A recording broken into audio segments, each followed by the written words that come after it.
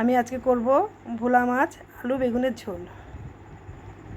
ভোলা মাছগুলো কেটে লবণ হলুদ মাখিয়ে নিয়েছি, ধুয়ে এই বেগুন আর আলু লম্বা লম্বা করে কেটে নিয়েছি, আর বেটে নিয়েছি কাঁচা লঙ্কা। এবার কড়াই বসিয়ে দিলাম, একটু মশলা করব। দিয়ে দিচ্ছি ধনে, 1.5 চামচ মতন ধনে দেব। এবার এটাকে ভেজে নেব।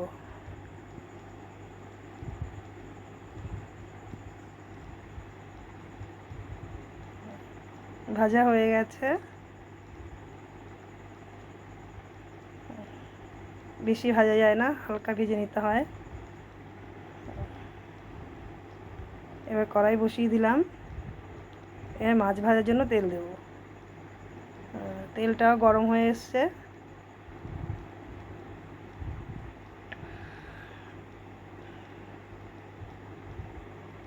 এবার মাছগুলো দিয়ে দেবো এর মধ্যে।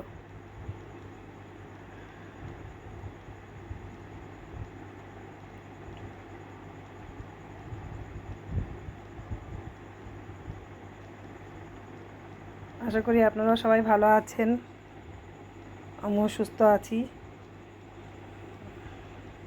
এই মাছগুলো আমি উল্টে উল্টে দিচ্ছি, একটু লাল লাল করে ভাজবো।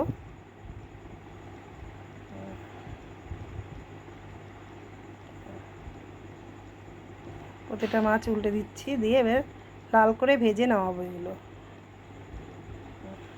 মাছ ভাজা হতে হতে আমি এদিকে মশলাটাও করে নেব। মাছ ভাজা হতে থাকুক। সেই ভাজা ধনে, এর মধ্যে একটু কাঁচা জিরে দেবো। জিরের পরিমাণ অল্প দেবো, ধনের তুলনায় জিরেটা কম দিতে হয়। এবার এটাকে আমি জল দিয়ে বেটে নেব।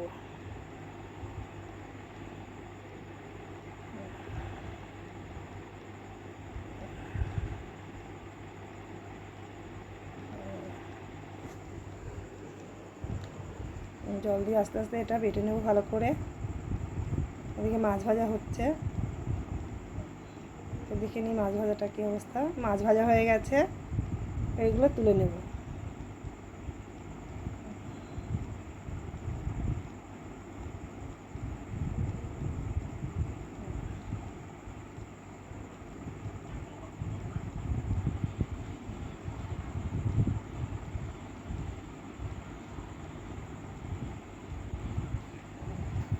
আর অল্প কয়েক পিস মাছ আছে, সেটাও দিয়ে নেব।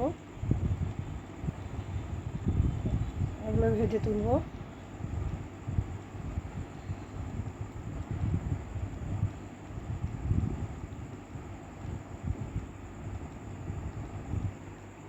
এটাও ভাজা হয়ে গেছে, এবার এগুলো তুলে রেখে দেবো আলাদা করে।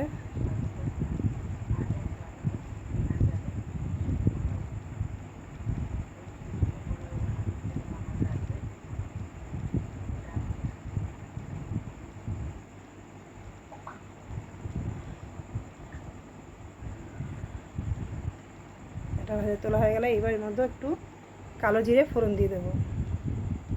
অল্প করেই দিতে হবে কালো জিরে ফোড়নটা, একদম অল্পই দিয়েছি। একটু নাড়াচাড়া করে কেটে রাখা আলু বেগুনগুলো দিয়ে দেবো।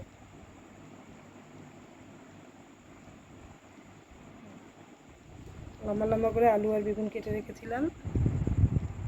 এটা নাড়াচাড়া করে এর মধ্যে বেগুনগুলো দিয়ে দিতে হবে।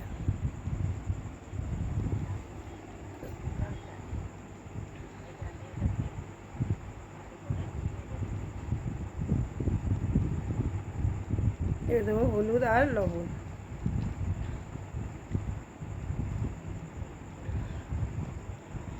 হলুদ দিয়ে দিলাম 1 চামচ, আর স্বাদ মতন লবণ দেবো।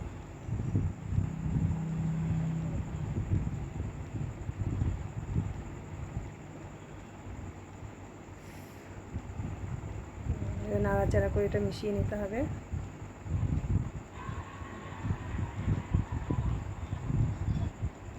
খুব লাল লাল করে খুব ভাজবো না, মিডিয়াম ভাজবো।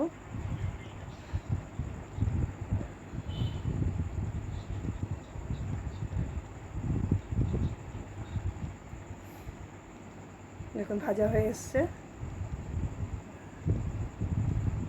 তেল বেরিয়ে গেছে, ভাজা দিয়ে রেখেছেন। এবার এর মধ্যে দিয়ে দেবো লঙ্কা বাটা। আবার লঙ্কা বাটাটাকেও নাড়াচাড়া করে ভালো করে মিশিয়ে নেব। ভাজা ভাজাও হবে, একটু হালকা কষা কষা মতন, আবার একটু নাড়াচাড়া করতে হবে। একটু বাটিটা ধোয়া জল দিয়ে দিলাম কষানোর জন্য।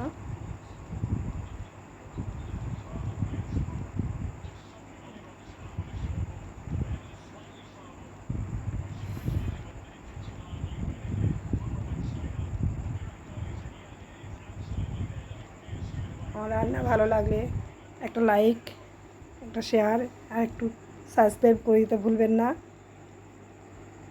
আপনারাই আমার পরিবার, আপনারা যদি সঙ্গে থাকেন তাহলে আমার আরও বাড়বে। আরও কষা হয়ে এসছে, এবার জল দিয়ে দেবো। এবার জলের মধ্যে একটু হলুদ মিশিয়ে নিয়েছি, শুধু রঙটা ভালো হওয়ার জন্য। নাড়াচাড়া করে এটা ঢেকে রাখবো আলু বেগুন সেদ্ধ হওয়া পর্যন্ত।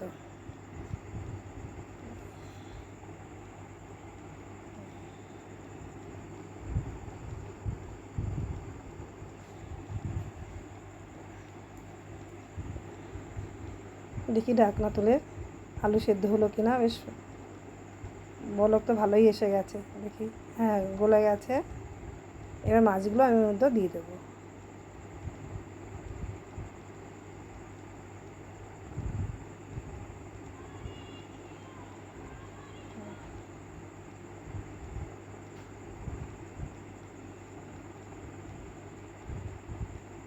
সব মাছ দেওয়া হয়ে গেছে, আলতো হাতে একটু নেড়ে দিচ্ছি। সর্ষে বাটা দিয়ে অনেকেই খায়, কিন্তু সর্ষে বাটা অনেক সময় অনেক গ্যাসের প্রবলেম হয়, যার জন্য এটা দিয়ে খেয়ে দেখতে পারেন, খুব ভালো লাগে, কিন্তু গ্যাসও হবে না, খেতেও খুব টেস্টি। এবার ঢাকনা তুলে নেব। হ্যাঁ মাছ ফুটে গেছে সুন্দরভাবে।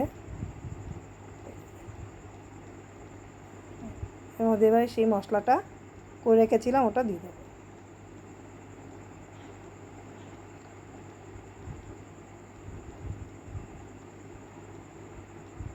একদম সামান্য উপকরণ, কিন্তু খেতে খুব সুস্বাদু হয়।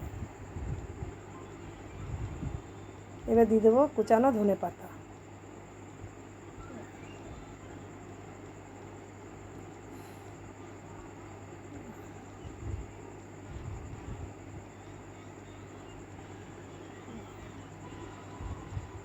সুন্দর একটা গন্ধ বেরোচ্ছে, ধনেপাতা আর ভাজা ধনের মিশে একটা গন্ধ, সুন্দর গন্ধ।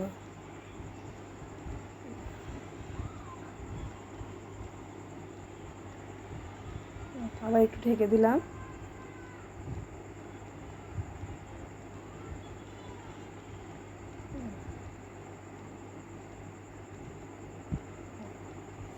এবার হয়ে গেল কমপ্লিট আমার আলু বেগুন দিয়ে ভোলা মাছের ঝোল। এটা এবার নামিয়ে পরিবেশন করলেই হয়ে যাবে।